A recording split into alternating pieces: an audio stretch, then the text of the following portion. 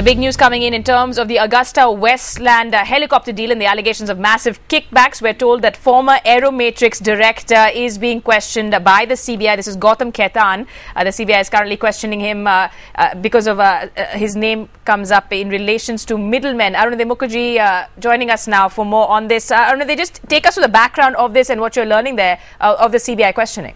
Amrita, Gautam Khaitan's role is significant simply because in the conversations that were recorded by the Italian investigators between the two alleged middlemen, Carlo Gerosa and Guido Haschke, Gautam Khaitan's name features rather prominently, and especially even more prominently because his name crops up every time there is any mention of any kind of a monetary transaction.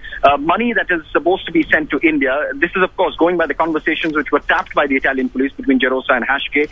They mentioned Gautam Khaitan's name numerous times. And interestingly, Gerosa and Haschke both were on the board of directors of this company, Aeromatrix, of which Gautam Khaitan was a former director.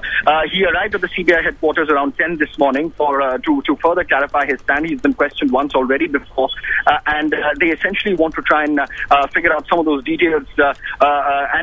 What we're basically now seeing is that the second round of questioning are happening. So it is essentially based on what one set of individuals tell the CBI. The CBI wants to cross-check that with the other individuals who've also been named in the preliminary inquiry. That is the procedure that the CBI is adopting. So the procedure they're following there, you're making quite clear to us. They're also, of course, following up on the Italian probe reports and what they named earlier the Aeromatrix former director telling CNN IBN there was no wrongdoing on his part. Of course, the CBI trying to get to the bottom of that money trail, as you were telling us earlier, and will be questioning the air chief again today.